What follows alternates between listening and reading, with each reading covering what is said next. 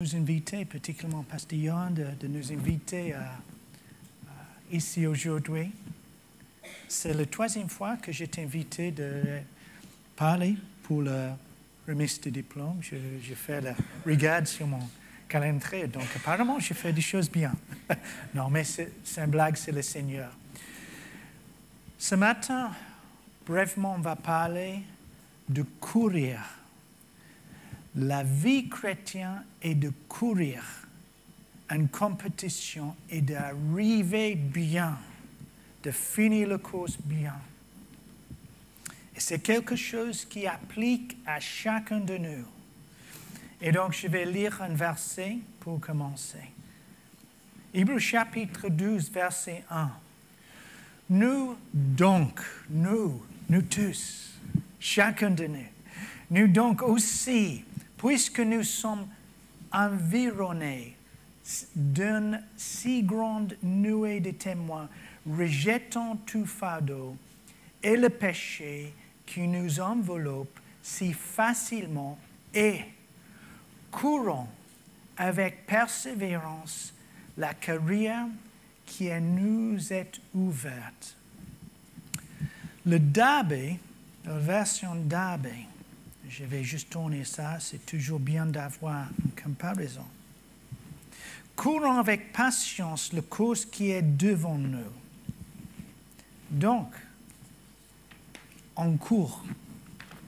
La vie chrétienne, c'est aussi une marche et aussi, pour dire, un combat. Mais ce matin, on va regarder dans cette optique de courir comme c'est une compétition athlétique. Et le premier point, 1 Corinthiens chapitre 9, verset 24. Courir dans une manière pour obtenir le prix. Obtenir, de gagner le prix. Paul parle en Philippiens chapitre 3 de voir le prix devant lui. Et donc, il va faire tout pour arriver et prendre une concentration et une détermination. Il y a une publicité en Suisse. Je n'ai pas trouvé une image, mais je regardais plusieurs fois dans les stations, dans les gares, que souvent c'est une image pour amener les gens à dire prendre un train, en bref, et tu peux aller partout. Donc, c'est l'interregio, inter-ville système de transport en Suisse. Et l'image est de deux personnes, un homme et une femme, et un mur de briques. J'aime cette image. Et en fait, ils sont en train de sortir de derrière et tous les bouts de briques sortent dans toutes les directions. Et tu dis, mais qu'est-ce que se passe ici? Est-ce que le vandalisme est encouragé par la Suisse? Non, je ne pense pas. C'est cette image, déterminée de casser le mur et d'arriver de continuer la course. Et pour David, il a dit en Psaume 18, je courir vers un troupeau. Courir, ça veut dire de séparer, de passer et d'arriver pour le but. Et on a une image de ça. En 2 Samuel chapitre 23, nous avons David qui dit il est dehors de la ville de Bethléem, le village. Les Philistins occupent Bethléem. Et il a dit, oh, si je peux juste boire un peu de l'eau qui vient de la pluie à Bethléem. Et qu'est-ce qui se passe? 3 hommes valiants sortent pour chercher cette eau. Et qu'est-ce que l'image fait? Ils coupent, et ils courent, ils passent par un troupeau. L'image que je porte ici est la détermination de courir et de ne pas arrêter. Jamais de laisser nous-mêmes d'être occupés et arrêtés par les choses, d'être intimidés par les choses. La première chose avec ça, le cours était déjà tracé pour nous. On n'est pas là avec un machette et en train de couper comme dans un jungle, dans ces films, les gens coupent comme ça pour tracer un chemin. Non, le chemin est déjà préparé par Jésus-Christ. Et c'est de courir avec concentration et détermination, comme il s'était dit en 1 Corinthiens chapitre 9. Le prix, ce n'est pas une question de, utiliser l'illustration, de courir avec indécision dubitative vers la conclusion. C'est de continuer de courir comme ça, comme un fou, si on peut utiliser cette expression. De courir et de continuer. Notre problème, c'est la conscience de soi. On est tellement hanté par la conscience de soi. Qu'est-ce que je sens ce matin? Est-ce que mon chemise est repassée? Qu'est-ce que les gens pensent? Qu'est-ce que je vais faire après? Est-ce que je mange quelque chose avant une tache? Telle honte, une tache de sauce de tomate sur la chemise. On est hanté, on est possédé, on est dominé par notre conscience de soi. Vous saviez qu'on court cette course avec Jésus-Christ. C'est tellement libérateur parce qu'on laisse la chair là et on continue là. C'est ça la vie chrétienne. On a fait, je ne sais pas combien d'années pour faire nos cours bibliques. On est parti en États-Unis, on a laissé tout, travail. Isabelle a pris un sabbatique, moi j'ai démissionné. Mettre tous en stockage, storage, on dit ça, storage, stockage. Et on a parti une année aux États-Unis. Magnifique. On a juste laissé tomber toutes nos occupations, nos choses qui nous troublaient, et on a focalisé sur les choses on était là, aux États-Unis, dans l'Institut biblique de fer. De connaître Christ, pas d'être juste avoir un diplôme, ça c'est super. Mais c'est de connaître Christ, d'avoir une relation, d'être un adorateur. Ça c'est la clé. Parce que des années après, c'est maintenant 8 ans, le temps passe vite, un dépôt éternel est placé dans notre âme et c'est pour l'éternité. Et vous saviez, c'est quelque chose qu'on va partager avec les autres afin qu'ils puissent bien courir la même course. Donc, détermination, je ne vais pas laisser tomber, je vais continuer.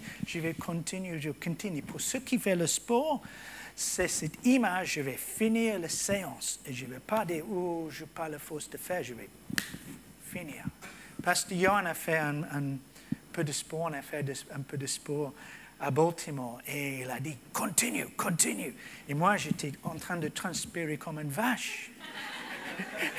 Mais on a fini et après j'ai dit oh là là, mais j'avais cette satisfaction de finir quelque chose, d'avoir la concentration et la détermination. Et chacun de nous va avoir ça. Le Seigneur va librement donner tout ce nécessaire pour courir cette course. Détermination. Discipline. Je vais inclure ça dans un deuxième point. Jetez, Hébreux chapitre 12, verset 1. Jetez tous les fardeaux. Je n'ai pas quelque chose de lourd avec moi. Peut-être je peux utiliser juste ma sac là. Voilà. Est-ce que vous entendez assez bien derrière ou pas? Très bien, ok. OK. Normalement, je prends plusieurs sacs dans mon église si je fais l'illustration. Je ne vais pas faire ça maintenant. Mais de prendre les choses inutiles je vais être facilement fatigué. Donc, je dois jeter peut-être dans certains cas, parce que Chibeli, il utilise une illustration, il prend un sac, il jette à la croix. Et c'est évident, c'est une image très frappante. Mais c'est ça. Si on court, On doit laisser tomber nos fardeaux et nos péchés qui facilement attachés. Tu prends les vacances, tu prends un vol. Est-ce que vous pouvez prendre tous avec vous? Non. Juste 24 kilos, c'est tout. Prends pas le cuisine, prends pas le... Nous, on remplit la voiture si on fait un voyage. C'est la seule chose qui n'est pas attachée, on peut mettre. C'est une blague, mais voir de courir léger. Pas de familiarité, concentré, pas léger dans l'attitude, mais léger de laisser tomber les fardeaux. On n'avait pas une capacité de porter nos soucis. D'être souciant en permanence, ça va peser, ça va être lourd pour nous. D'être concerné, oui. Mais de continuer de porter un fardeau, non. Les fardeaux, jette les fardeaux à la croix. Jette les fardeaux qu'on n'a pas besoin de porter. Laisse Christ de porter vos fardeaux. Et prendre la discipline, ça veut dire, je suis discipliné. Je suis déterminé, évidemment, premier, et je passe maintenant à cette discipline, entraînement. C'est chaque jour, on a parlé de ça hier soir pendant le temps biblique, oui, l'agape et le temps biblique. Chaque jour, je vais juste ajouter 7 points. Chaque jour, portez votre croix. Chaque jour, courir. Chaque jour, ça veut dire, c'est pas quelque chose, j'ai bien couru hier. Galates chapitre 5, vous avez bien couru, Galates, croyons à Galates. Mais aujourd'hui, vous avez arrêté. Maintenant, continuons de courir. Aujourd'hui. Si le jour J, on court. Je ne sais pas si ça marche en français aujourd'hui, mais aujourd'hui et demain et pour toujours continuer avec cette discipline. Je vais le faire. Ce soir, je vais dire, je vais courir demain. Mais demain, je dois se lever et je dois faire ça.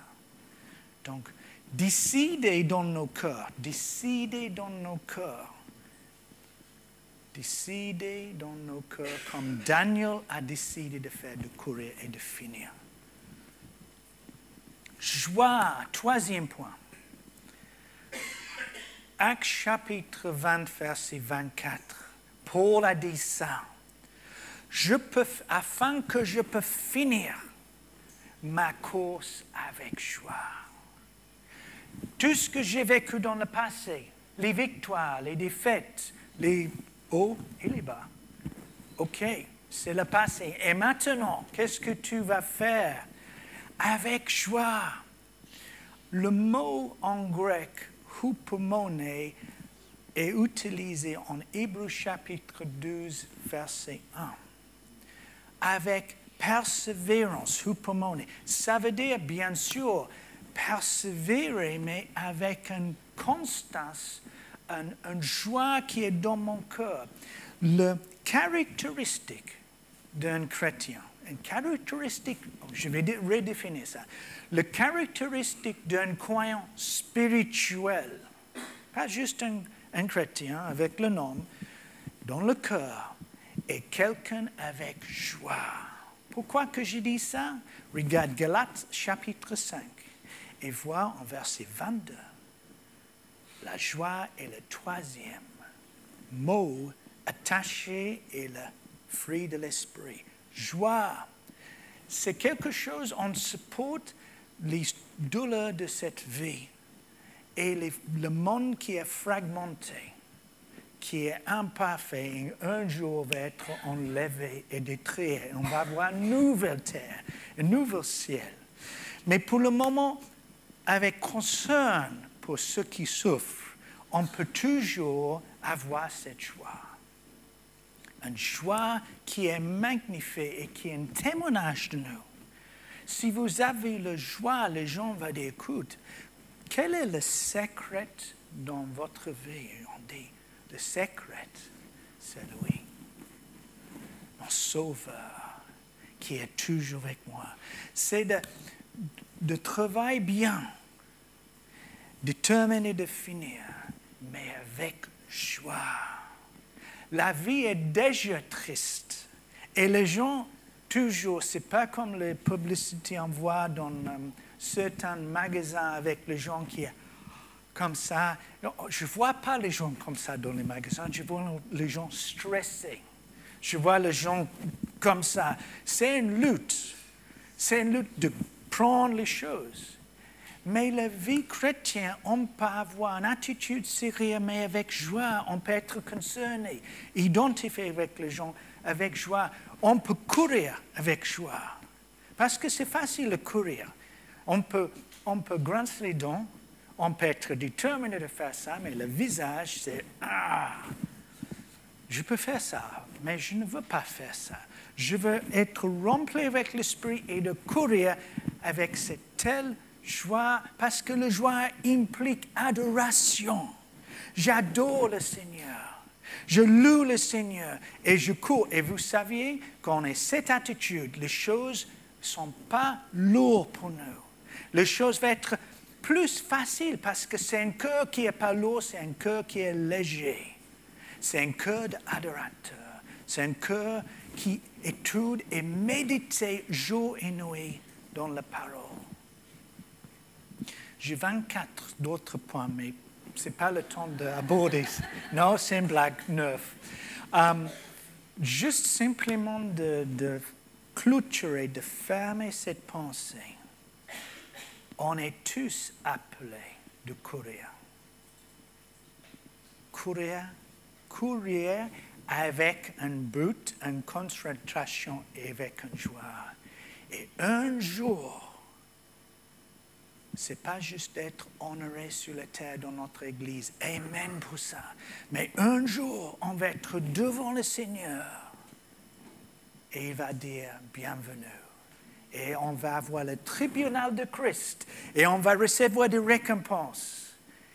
Bienvenue, bienvenue. Wow, j'ai des récompenses. La joie, c'est une fête.